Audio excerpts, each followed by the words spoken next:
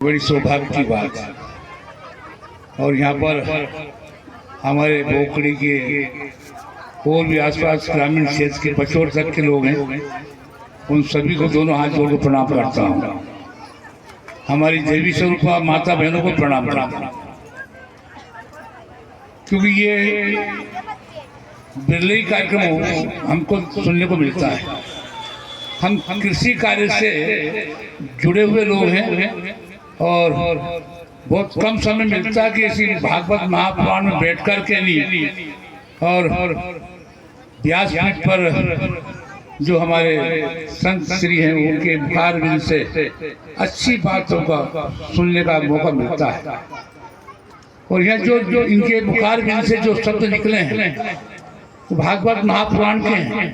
और भागवत महापुराण जो व्यक्ति सुनता है उससे तीनों लोगों का कल्याण होता है।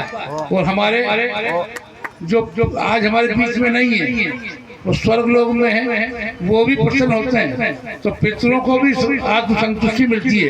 इसलिए भागवत महापुराण हम सब के लिए बहुत महत्वपूर्ण है, जरूरी है। और हमारे घर में धन का भंडार भरा रहता है अगर भागवत महापुराण हम करवाते। ये साक्षात है, जिसके घर में भगवत भजन होता है वो घर स्वर्ग होता है, उसकी औलादें सही होती है। और जिस घर में भगवत भजन नहीं होता है, जो गलत कार्य करता है, वो घर नरक के समान हो जाता है।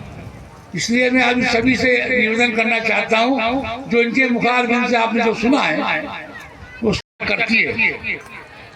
हमारे सभी किसान भाई भी खेत में कार्य करते हैं पर राम धुन जरूर लगाते रहते हैं। इसलिए उसी के कारण आज हम सब सुखी हैं। नहीं तो करोड़ों लोग उद्योगपति जितने भी अरबों खरबों की संपत्ति होती है और रोटी नहीं खा पाते हैं, कारण कि उनके मुंह से राम नाम नहीं निकलता। और हमारे मुंह से हम खेती का कार्य करें और राम नाम की धुन निकलती रहती है। ये हमारे लिए बहुत बड़ी बात है। तो हम ना तो कुछ बीमार होता है और ना पेट की कोई शिकायत होती है, ना शुगर होती है, ना कोई बीमारी होती है। हम स्वस्थ रहते हैं। क्यों? कि वो राम का उस समय एक नाम बार भी लेना मतलब करोड़ों बार नाम लेने के बराबर हो जाता है।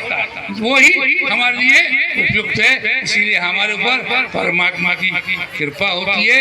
और जो बड़े बड़े उद्योगपति है अरबों खरबों संपत्ति भरी पड़ी है पर वो खा नहीं पाते, वो खा नहीं पाते हैं, वो देखते हैं, तड़पते हैं, परंतु वो उसका भोग नहीं कर पाते। इसलिए उनसे बेहतर जिंदगी हमारी है जो हम खेत में लेकर काम करते हैं और देश की जनता का पेट भरते हैं। इसलिए हम देश के ही भगवान का रूप में विराजमान है। इसलिए आपको भी मैं देव स्वरूप मानता हूँ। ज्यादा कुछ कहने की बात नहीं है, क्योंकि आपने भागवत महापुराण के एक एक शब्द का श्रवण किया है। अब मेरे जैसे व्यक्ति की बात सुनोगे तो वो आपको अच्छी नहीं लगेगी, पर मैं निश्चित तौर पर इनके मुखार में जो भी सुना है उसको ग्रहण करें और भगवत भजन करें। वही एक सहारा है, वही एक सहारा है, बाकी वो कुछ नहीं। अगर भगवत भजन नहीं किया तो हमने कुछ नहीं किया। घर में झगड़े ना हो, सास बहू में झगड़ा ना हो, ये भी ध्यान रखना, क्योंकि ये इसी के सबसे ठीक करने के लिए हमारा घर स्वर्ग बन जाएगा। सामूहिक परिवार रहना, सामूहिक परिवार पहले रहते थे। आज हमारे चार बेटे शादी होने के बाद में अलग अलग चूल्हे चले जाते हैं। ये हमारे लिए बहुत बड़ी दुर्भाग्य की बात है।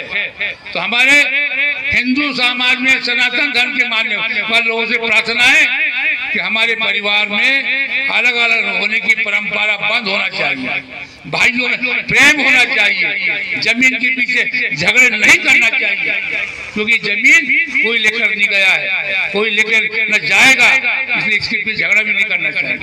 हिल मिलकर भाईचारे से रहना और परिवार सामूहिक रहे, इसमें आनंद ज्यादा रहेगा। एक गांव में गया था मैं, 5 भाई है, बुढ़े हो गए, उनकी संतान है, उनकी शादी हो गई, पर बड़ी भाभी रोटी बनाती है आज भी, वो घर की बड़ी बहू वो सहयोग करती है आज भी। एक गांव है किलचीपुर विधानसभा, उस गांव में जब गया, उस घर गया तो मुझे बड़ा आनंद हुआ। देखिए आप, ये परिवार ये तो मांडो हो नहीं कि अलग हुआ नहीं, ये हमारे घर में नहीं होना चाहिए। ज्यादा कुछ नहीं कहें, आपको मेरी बात को बुरा लगता हुआ मैं यही कहना चाहता हूँ, हे परमपिता परमात्मा, यहाँ जो बैठे हैं, जो महाभागवत पुराण को श्रवण किया, इनको प्रभु कृपा करना, सब सुखी रहे, निरोगी रहे, स्वस्थ रहे, यही प्रभु से प्रार्थना करता हूँ। बहुत बहुत धन्यवाद।